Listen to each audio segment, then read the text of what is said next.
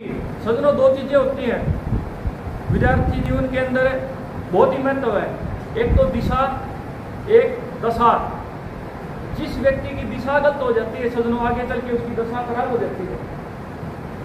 इस आयु के अंदर व्यक्ति अपने लक्ष्य को निर्धारित कर लेता है, और लक्ष्य भी अच्छा, गैंगस्टर बनने का नहीं।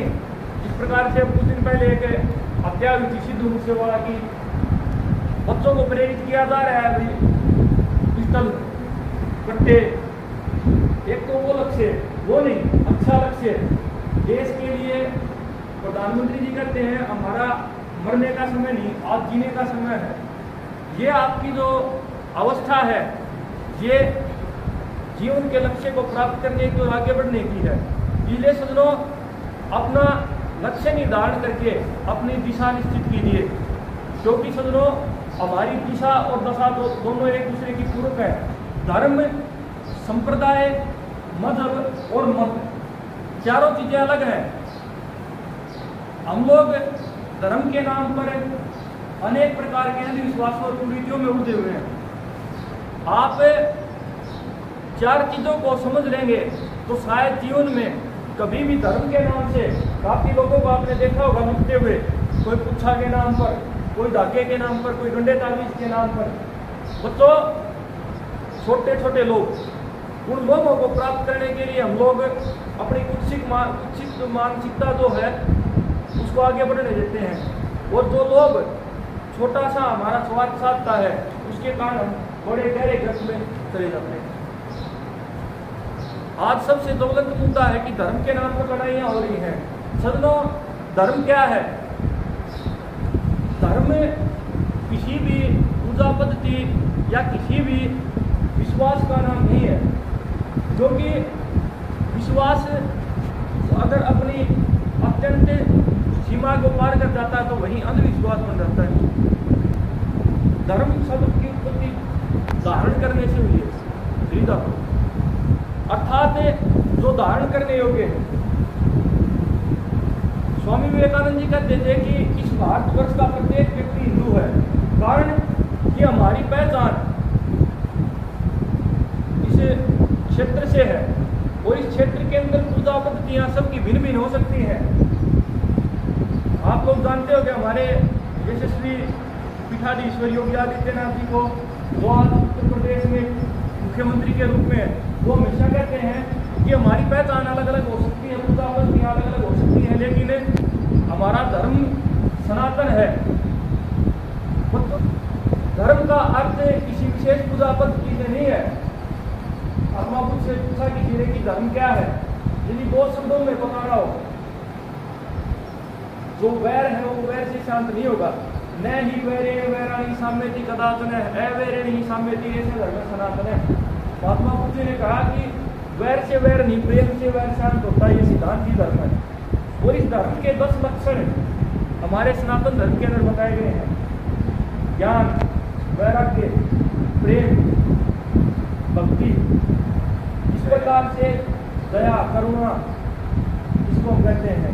भाई दूसरे जीवों के प्रति हमारा जो भाव है वो शोक लो, किसी को ना जाए ना करें। अहिंसा हमारा जैन धर्म है। अब उसके आगे धर्म के अंदर मत होते हैं, धर्म के अंदर संप्रदाय होते हैं। मूल धर्म हम सबका एक है सनातन, लेकिन उसके अंतर्गत बाद में मत संप्रदाय होते हैं। जिस प्रकार से इस्लाम है, बौद्ध है, जैन है, ये एक धर्म नहीं है, ये एक मजहब या संप्रदाय कह सकते हैं हम लोग। कारण क्योंकि ये 10 के 10 लक्षणों को न लेके केवल एकाधिक विशेष लक्षण को लेके चलते हैं। जिस प्रकार से जैन धर्म केवल अहिंसा को ही प्रमुखता देता है, हमारा जो सनातन है, जो वैदिक धर्म है, वो तो 10 के 10 लक्षणों को मानता है। बौद्ध धर्म ने त्याग को महत्व दिया। इस्लाम ने अपनी विशेष पूजा जो उपासना विधि है उसके प्रति नमाज, ज़कात इत्यादि कुछ एक नियम बना दिए वो हिसाब में, उस समय के हिसाब से। लेकिन अगर आप लोग गंभीरता से सोचोगे तो आज उसी नाम पर लड़ाइयाँ हो रही हैं। प्रत्येक जो संप्रदाय है, मजहब है, उसके अंदर आगे चल के जो उसके फॉलोवर्स होते हैं वो लोग कुछ एक ऐसी चीज़ें जोड़ देते हैं। मान लीजिए आज हम लोग भाई आप लोग भागवत कथा सुनते हैं, टीवी पर आते ना बहुत ज़्यादा हमारे साधु संत, उनको आप देखिएगा 7 के 7 दिन कोई व्यक्ति ये नहीं बता रहा कि भगवान कृष्ण कितने बड़े योद्धा थे। महाभारत की कोई बात नहीं करेगा। आप भागवत में भी कहीं पर भी राधा शब्द का जिक्र नहीं है, केवल ब्रह्म वैवर्त पुराण में एक जगह जिक्र है। लेकिन आप देखना कि हमारे जो पूर्वज हैं, बुजुर्ग हैं, उनके चरित्र से जो बीतता है, शौर्य है, उसको निकाल करके हम लोगों को केवल ये पढ़ाया जा रहा है सहनशील बनो, ये करो, केवल जाप करो। और सबसे बड़ी खतरनाक चीज, हमारे बीच में मनमुखी गुरु पैदा हो गए हैं। ये लोग हमारे गुरु हैं। अच्छा, ये इन 4-5 मैं आपको बातें बताता हूँ। मैं किसी को शक है शराब पीनी चाहिए या नहीं, जोर से बोल के बताओ, पीनी चाहिए, गुटखा खाना चाहिए, माता पिता की सेवा करनी चाहिए, गुरुजनों की आज्ञा माननी चाहिए, सबको पता है इन बातों का। लोग ये बातें बताते हैं, उनको सुनने के लिए बड़ी बड़ी भीड़ लगती है। जो बातें व्यक्ति के प्रकृति में है, स्वभाव में है, इंसान अगर है, उन चीज़ों को समझाने के नाम पर चमत्कारिक व्याख्याएं करके कुछ लोगों को प्रोजेक्टेड किया जा रहा है।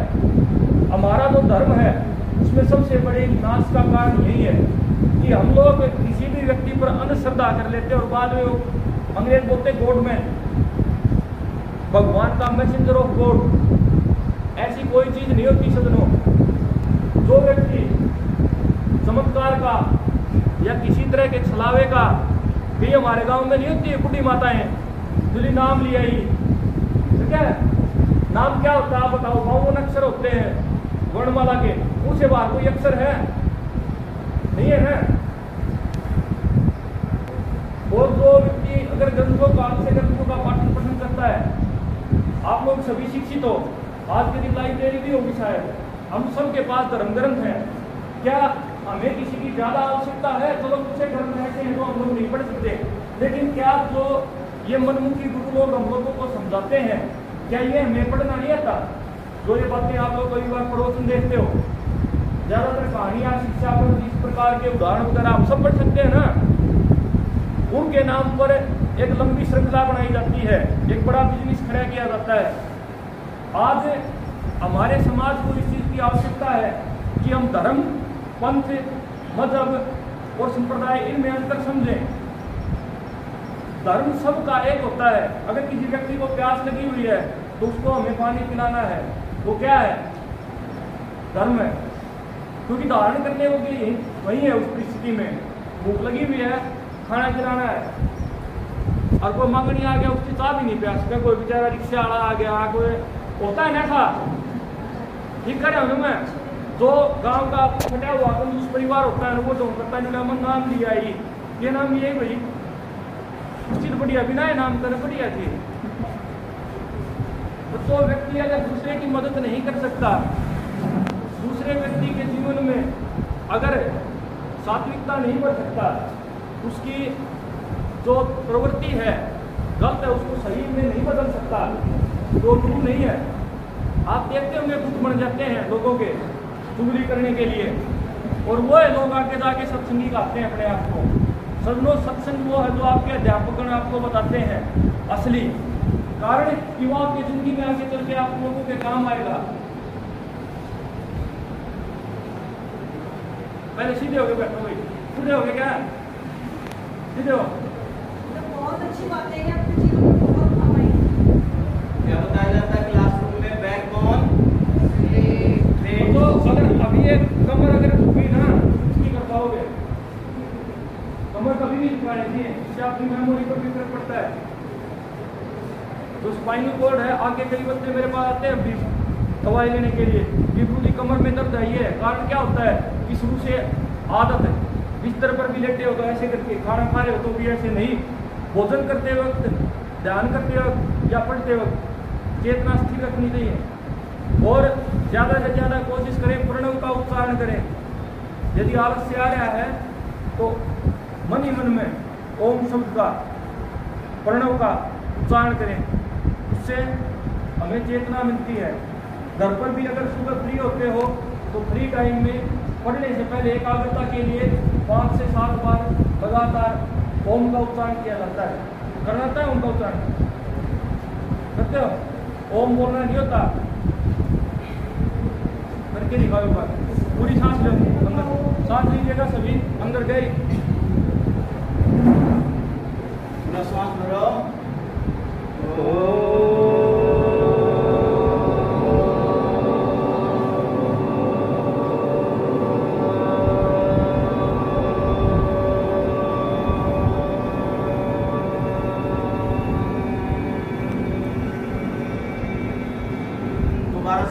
जो हमारे आदरणीय आचार्य कृष्ण सिंह जी है ना, ये बहुत बढ़िया योगी भी हैं, योग शिविर भी लगाते हैं।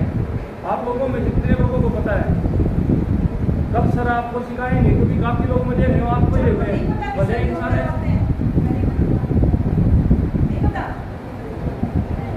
कल सर से सीखना, जो ब्रेक ग्राउंड है ना, उसमें ओम का कई लोग तो केवल बोल रहे हैं, केवल ओम बोल रहे हैं, लय में लय मिलानी है, बच्चों लय में लय नहीं मिलाई जाती है।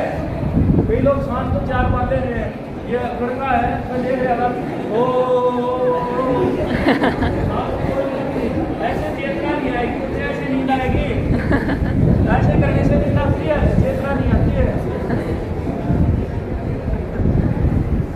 चलिए कोई बात नहीं। अब मैं आपको बताता हूँ संप्रदाय मतलब क्या होता है।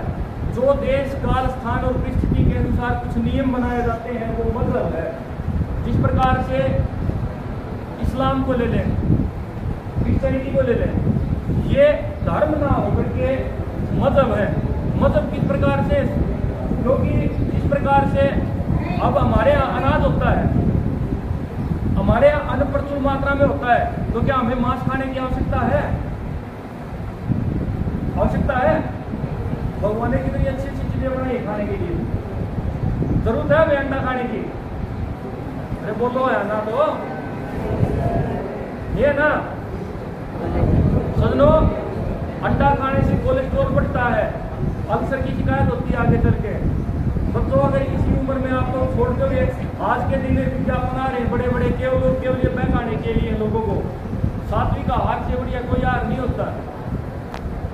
आज के दिन कोलेस्ट्रॉल की दिक्कत, मानसिक अवसाद, ये सारी चीजें आप अंडे को अच्छी तरह से सर्च करें, गूगल पर भी आपको मिल जाएंगे जो तत्व है। सबसे ज्यादा कोलेस्ट्रॉल की बीमारी आज के दिन जवान लोगों को अटैक हो रहे हैं। कारण क्या है? रिफाइंड अंडे, तला हुआ बाहर का। आप पनीर खाइए बच्चों, इसे उत्तम कोई पदार्थ नहीं होता, घी खाइए। प्रोटीन चाहिए तो आप दाल, ज्यादा मात्रा में बढ़िया पनीर नहीं, आवाज नहीं, आप लोग पनीर खाइए अगर आपको खाना है, प्रोटीन चाहिए तो। कोई जो प्रोटीन का सबसे बढ़िया स्रोत है वो दाल और पनीर है। लेकिन हमारे दिमाग में कुछ चीजें घुसा दी गई है जबरदस्ती। अगर आप एक सेब खा लेते हो तो आपको एक मल्टीविटामिन की गोली जितना जो ऊर्जा है, कैलोरी जो मिल जाती है, लेकिन फिर भी हमारे दिमाग में घुसा दिया गया है कि अगर आप लोग बीमार हैं तो मल्टीविटामिन खाइए आप। संडे हो या मंडे रोज खाइए। हाँ, ऐसी ऐड देने लग जाती है, इसके पीछे एक साजिश है। ये हमारे जो धर्म का अनुशासन है, क्योंकि अनुशासन के बिना धर्म नहीं चलता, इस चीज को घुसा दिया गया है। अब जिस स्थान पर इस्लाम का उदय हुआ, उस स्थान पर कोई भी हम कह सकते हैं कि इतना ज्यादा आज भी वहाँ पर पानी की किल्लत है सऊदी अरेबिया में, तो वहाँ पर अनाज कैसे था होता था? नहीं था। तो इसलिए हमारे शास्त्र के ही वाक्य जीव से बहुत उसको लेकर के मुंह साहब ने कहा भाई आप लोग ये जानवर है, इसको खा सकते हो, लेकिन क्या वो भारत में लागू हो सकता है? नहीं हो सकता ना। कारण क्योंकि वहाँ की परिस्थिति अलग है। क्रिश्चियनिटी में वहाँ के हिसाब से कुछ एक रूल बना दिए गए, लेकिन धर्म वो है तो किसी भी स्थान, किसी भी परिस्थिति या किसी भी व्यक्ति के द्वारा पालन किया जा सके, और मतलब वो है तो स्थान विशेष पर। अब हमारा जो देश है इसके भी कई जो है स्थान है, जिस प्रकार से राज्यों में बांटा गया है।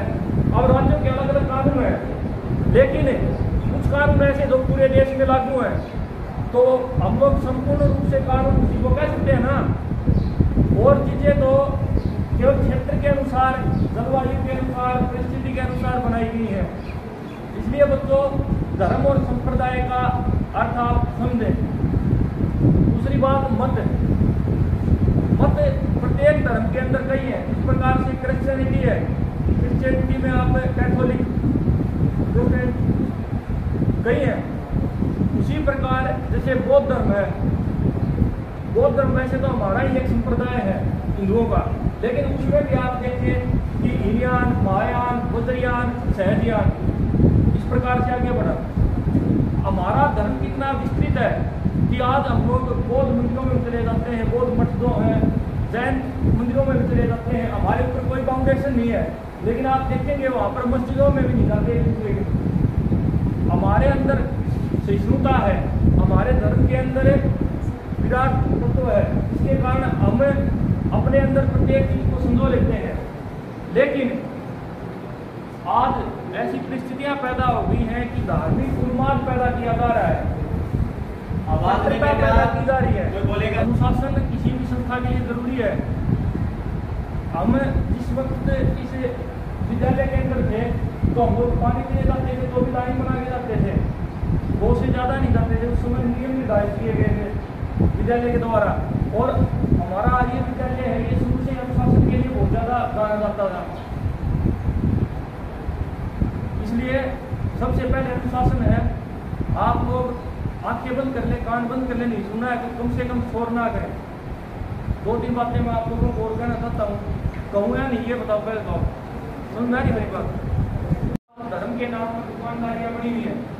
जिस प्रकार से कोई भी व्यक्ति अपने आप को, मैं किसी व्यक्ति का नाम नहीं लूँगा क्योंकि प्रत्येक व्यक्ति से आस्था जुड़ जाती है, किसी को हिंदी में महसूस हो, लेकिन बच्चों सबसे जो आतंकवादियों से ज़्यादा खतरनाक वे लोग हैं, कुत्सा, डोरे, धागे। उसके बाद यहाँ से भी काम नहीं चलता तो कुछ दिन बाद अगर उनकी दुकानदारी बढ़िया चल जाती तो स्वयं मुक्ति को घोषित कर देते हैं। नहीं है, हम लोग विद्यालय में पढ़कर साक्षर बन रहे हैं। आप एक बात बताइए, मैं यहाँ से वो फोटो है, वहाँ पर कोई बच्चा नीचे जाने के लिए मदद रहा है तो उससे मैं कह रहा मैं गिरूंगा तो मैं यहाँ से इतना हाथ है मेरा, क्या इससे थोड़ी सी आगे मैं उसको बता सकता हूँ, आगे बता सकता हूँ। हमारे देश में अविद्या का ये हाल है कि ऐसे ढोंगी और पर्सन, आप लोग खुद भी सजग हो, अपने माता पिता को भी सजग कीजिए।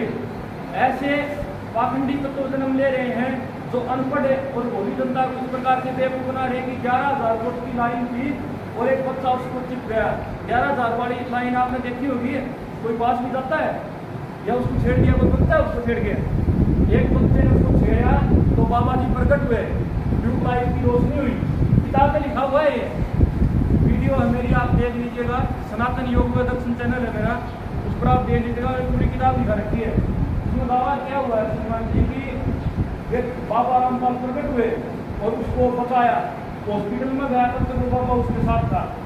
उसके कुछ दिन बाद एक खबर आई जिसको दबा दिया गया पैसे देके, लेकिन अभी आप नेट पर खोलोगे तो खबर है बरवाला के अंदर एक जो उसका समर्थक था 5 साल से बाहर है करके भक्ति कर रहा था और करंट लगने से आश्रम में 1100 वोल्ट की बिजली ना होगी, आश्रम में 220 वोल्ट के आश्रम में करंट लगने से मौत होगी तो 5 साल वहाँ सेवा कर रहा था। और 2 व्यक्ति 2 महीने से घर पर रह रहे हैं, मंत्र लेके उसकी उसने जान बचा ली। उसके बाद लोग सेफ्टी टैंक जो होता है जिसके अंदर पानी स्टोर होता है, उसके अंदर जहरीली गैस पड़ने से मर गए उसके समझ।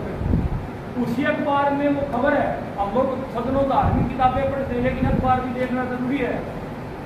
अब यदि कोई समझदार व्यक्ति सवाल करे तो क्या भाई बाबा शक्ति टैंक के अंडरग्राउंड वापस पावर खत्म होगी थी नहीं होता है ना। उसी व्यक्ति के आश्रम में 6 लोगों की दम घुट के मौत होगी। अरे भले आदमी 100 किलोमीटर दूर जाके बताता है, आदमी को बिजली से ऑक्सीजन सप्लाई नहीं कर सकता है कि नहीं है। ये तो खुद स्वयं घोषित कोई जगत गुरु लगा रहा है, कोई अपनी नाम के आगे राम भी लगा रहा है, रही भी लगा रहा है, ऊपर से इंसान भी लगा रहा है, मतलब सब में का आदमी में क्वालिटी में। और हमारे हाँ, और आज वो देख लो कहाँ पर है। और बताया था ना दिशा और दशा, उनकी दिशा क्या थी? गलत। तो आज उनकी दशा क्या है? गलत है कि नहीं है? उनकी दिशा गलत थी तो दशा भी क्या होगी? गलत। इसलिए हम लोगों को अगर हम किसी व्यक्ति के सुनो एक बहुत ही बढ़िया किसी कवि ने बात थी कि राम कुकर्मी व्यक्ति था, वो समुद्र के पड़ोस में था, तो भगवान राम को निशाना साधना पड़ गया था ना समुद्र के ऊपर भी।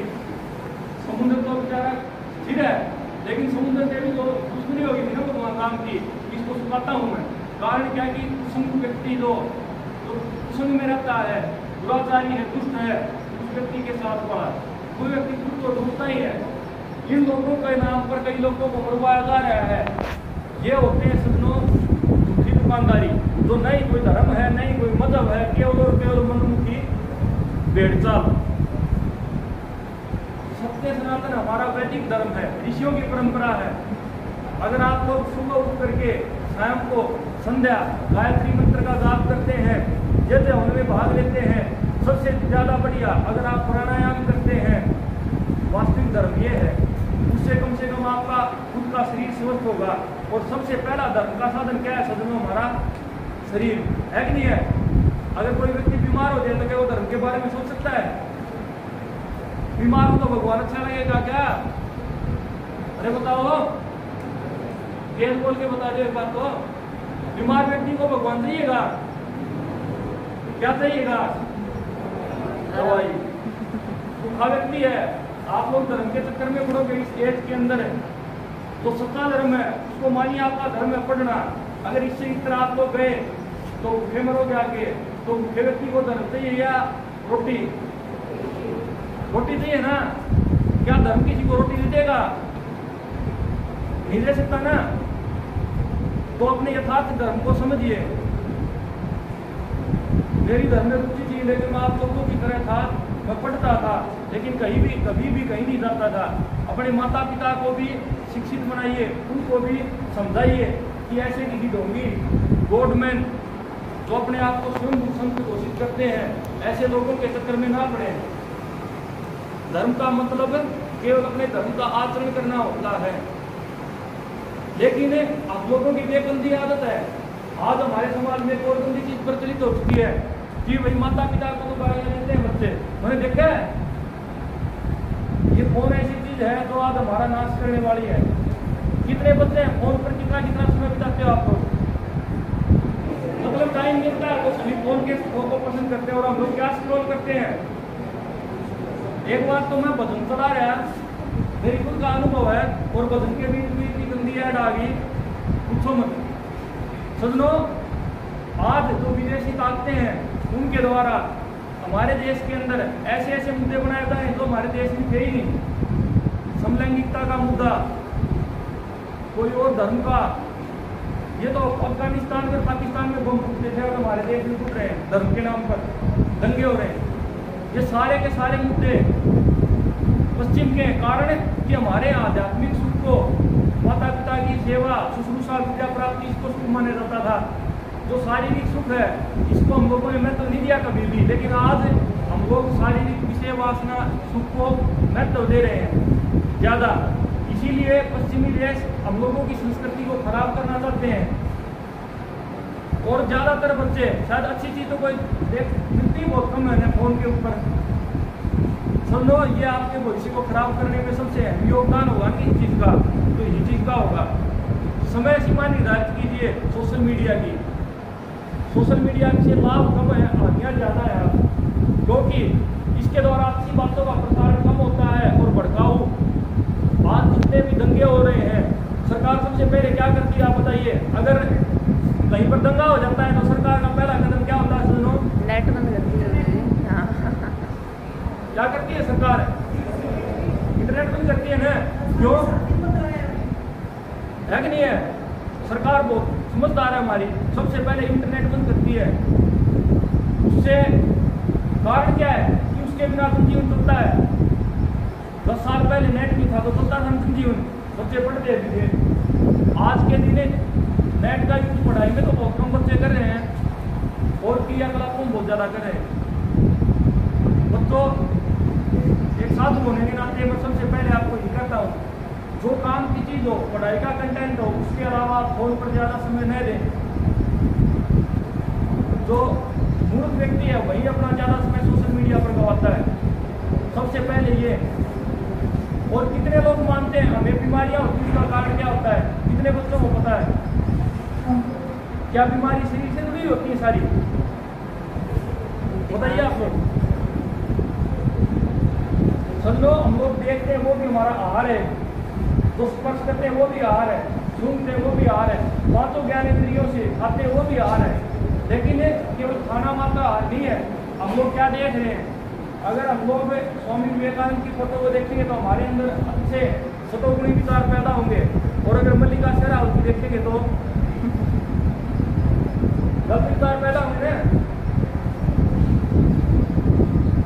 होंगे कि नहीं होंगे?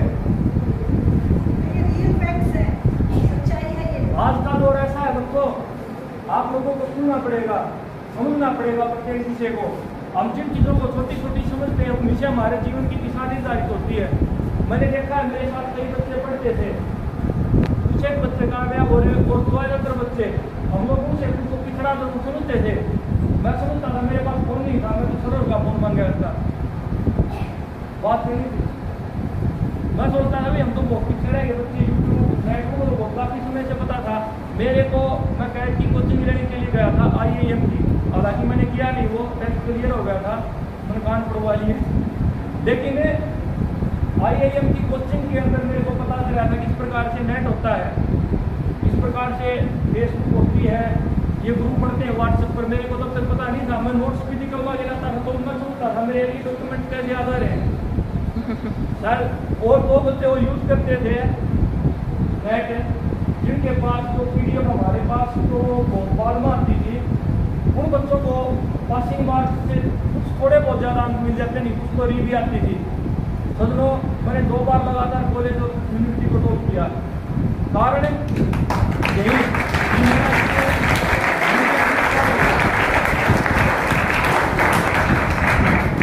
आप लोग सोशल मीडिया से जितना बचा जाए उतना बचे। जो काम की चीज़ है वही देखें, उससे ज़्यादा नहीं देखें, और धर्म के मतलब को समझें। अब आप लोग बताओ आपका धर्म क्या है? क्या धर्म है पहला आपका? हाँ बिल्कुल, तो ये आपकी तपस्या है। ये आप लोग नहीं देखते हो बापे योग करा है, मतलब आग बाढ़ रखी है, वो तो लोग की क्रियाएं हैं हमारे संप्रदाय में करते हैं। लेकिन सुनो तब क्या है? प्रत्येक स्थिति को सहन करके अपने लक्ष्य की ओर आगे बढ़ना क्या है? तप है। और सबसे बड़ा तप क्या है? विद्या पढ़ना और पढ़ाना। दूसरा बिल्कुल, तीसरा गड्ढे का वितरण का ईमानदारी का पालन करना, विश्वास क्या क्या का पालन करना। जो हमारे जो माता जी हैं के लोग आपको बताते हैं, जैसे अभी हम बताते देखो अब इनको भागा कमर से नीचे तो ठीक है। आप लोग 12th क्लास पास, मेरा इसी से 10वीं क्लास पास है, पॉलिटेक्निक की है, ये भी आप लोग को से ज़्यादा इतना बड़ा थोड़ी है। आप लोगों की उम्र का ही है 22 साल का। आप लोग को इतनी देर अनुशासन नहीं है बच्चों। आप लोग अभी बच्चे नहीं हो, बच्चे क्यों? अध्यापकों के लिए, माता पिता के लिए हो। भाइयों और बहनों, आपकी एज जिम्मेदारी संभालने की है। अगर आप इस समय अपनी जिम्मेदारी को संभाल लोगे, शिक्षित हो जाओगे तो कुछ कर रहोगे। नहीं तो पहले कहते थे ना कुछ कौन करा है, पेड़ चला जा, पेड़ों के बिजनेस हो रहे हैं आज बहुत बड़े बड़े। बाबा बन जा, बाबे के एजुकेटेड हो रहे हैं, CM की कुर्सी पर बैठे हैं बाबा लोग भी। बाबा बनना आज दिन सबसे मुश्किल काम है, पता है आप लोगों को? आप देते हो किसी को? कोई आज बाबा पैसे मांगता है नहीं देते हैं, कहते कमा के खा, कहते हो ना। तो बाबा बनना सबसे कठिन काम हाथ में है। इसलिए साफ पढ़ाई के अलावा सारे स्कोप बंद है। इंडिया के बेरोजगारी, महंगाई, कई चीज़ें हैं, इसलिए आप लोग समझ जाइए। और अपने माता पिता को भी धर्म और जो एक गवर्नमेंट है इनसे बताइए। धन्यवाद।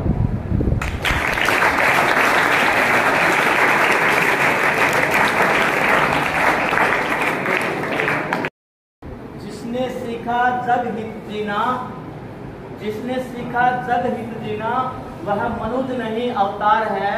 मानवता का धर्म धरे तो मानव ही भगवान है।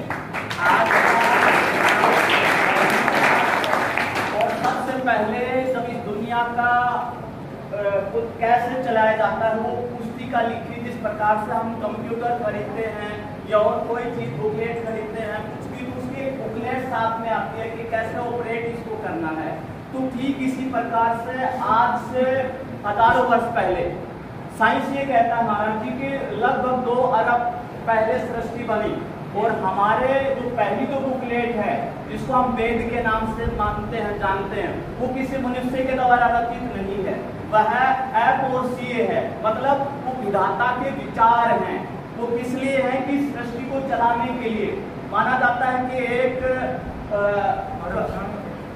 1,96,8,53,122 वर्ष पहले जब इस धरती पर मनुष्य आया, उस मनुष्य को मनुर्भाव मनुष्य बने, उसके लिए उसमें लिखा गया था कि मनुष्य कैसे चले। वो किसी व्यक्ति विशेष के द्वारा नहीं बनाएगी, और उसके पीछे कारण यही था कि मानवता का धर्म धरे। और यही कारण है कि करोड़ों लाखों साल के बाद भी सनातन है। सनातन का मतलब इसका कोई आदि नहीं है, कोई अंत नहीं है। जो आज भी है, कल भी रहेगा और पहले भी था, वो सनातन है। उस सनातन के हम चलने वाले हैं। और जो 3-4 चीजें महाराज ने हमारे बीच में रखी कि धर्म तो धारण करने योग्य अच्छी चीजें। बड़े बड़े आतंकी हैं, वो भी बड़े, उन्होंने भी धारण किया है, लेकिन वो नाश करने के लिए धारण किया है। और बड़े बड़े विवेकानंद, स्वामी दयानंद जैसे बड़े बड़े अब्दुल कलाम जैसे साइंटिस्ट हुए हैं, उन्होंने अच्छी चीजों को धारण करने की बात रखी। तो अच्छी चीजों को धारण करना, और उसमें 10 मनुस्मृति में वो चीजें लिखी जाती हैं जिसमें दया है, करुणा है, ममता है, सहयोग, अपनेपन की भावना, ये इंसानियत का रिश्ता है। चाहे हम मत पंथ में हिंदू है, मुसलमान है, सिख है, ईसाई है, अगर हमारे अंदर करुणा है, दया है, ममता है, सौहार्द है, तो हम इंसान हैं। लेकिन आज की परिस्थिति में महाराज को हमारे बीच में क्यों आना पड़ा? क्योंकि हम डिवाइड नहीं कर पा रहे हैं, विभाजन नहीं कर पा रहे हैं कि धर्म क्या है। दूसरा मत क्या है? एक विचार है। जब मोहम्मद पैगंबर साहब आए तो उन्होंने अपना नया मत दे दिया, और उसी के हिसाब से महात्मा बुद्ध ने अपना अलग से मत दे दिया, महावीर स्वामी ने अपना मत दे दिया, गुरु नानक ने अपना मत दे दिया। तो वो मत है, विचार है, व्यक्ति विशेष के विचार हैं, और उसके आगे चल करके फॉलोवर बन गए। लेकिन सनातन है, जो हिंदू शब्द है, वो विदेशियों द्वारा, अरबी फारसियों द्वारा दिया गया था, एक प्रकार से हमें कमजोर करने के लिए। लेकिन फिर से हमें रिचार्ज किया स्वामी विवेकानंद जी ने कि गर्व करो हम हिंदू हैं। वो सनातन है, सनातन जिसमें इंसानियत है, सनातन जिसमें मानवता है, सनातन जिसमें करुणा है, सनातन जिसमें सहयोग है। तो ये विचार आपने हमारे बीच में रखे। आज धर्म के नाम पर जो गला काटने की बात हो रही है, दूसरे प्रकार की ऐसे लोगों से और ऐसी बातों से हमें बचना चाहिए। और दूसरी जो बात है महाराज जी आपको बताना चाहते थे, हमारे जितने भी देवी देवता हैं, महापुरुष हैं, जिन्होंने समय अनुसार हमारे समाज को, सर्व समाज को आगे बढ़ाया, उनके पास 2 चीजें हैं, एक शस्त्र हमारा और दूसरा शास्त्र। कोई भी आप देख लीजिए, भगवान शिव देख लीजिए, माँ काली देख लीजिए, राम देख लीजिए, भगवान श्री कृष्णचंद्र देख लीजिए, उनके पास शस्त्र भी और शास्त्र भी है। लेकिन आज हमारा शस्त्र खत्म हो गया है, हमारी ट्रेनिंग खत्म हो गई है, हम ऐसे एक प्रकार से कमजोर से बन गए हैं। तो हमारे लिए शस्त्र भी जरूरी है और शास्त्र भी जरूरी है। जिसके पास शस्त्र की ट्रेनिंग नहीं होगी वो बेचारा मारा जाएगा। आप साधु संत बन जाएं, लेकिन एक तरफ इस प्रकार का कोई कट्टर आएगा और आपका सिर वो धड़साला कर देगा। लेकिन आपके पास ट्रेनिंग है तो आप अपना भी बचाव करोगे, दूसरा जो है उसकी बचाव करोगे। तो शस्त्र और शास्त्र दोनों की ट्रेनिंग हमारी होनी चाहिए। और इसी कारण हमारी भारत सरकार ने ये अग्निपथ योजना है, अग्निवीर योजना है, उसी का ये है कि भारत का प्रत्येक युवा है उसे शस्त्र और शास्त्र दोनों की ट्रेनिंग हो, ताकि आने वाले समय में हम किसी प्रकार की जो विदेशी ताकतें हैं, हम और हमारा देश बच सके। आज आप जाकर के टीवी खोलोगे तो आप देखोगे कि श्रीलंका में हाहाकार मचा हुआ है, वहां पर सारी व्यवस्थाएं खत्म हो गई हैं।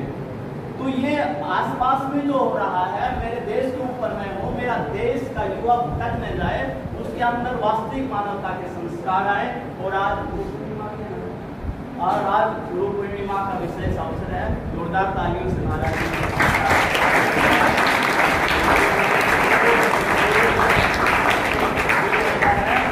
वो अंधकार वो प्रकाश, जो अंधकार से हमें प्रकाश की ओर लेकर जाए, वो गुरु होता है।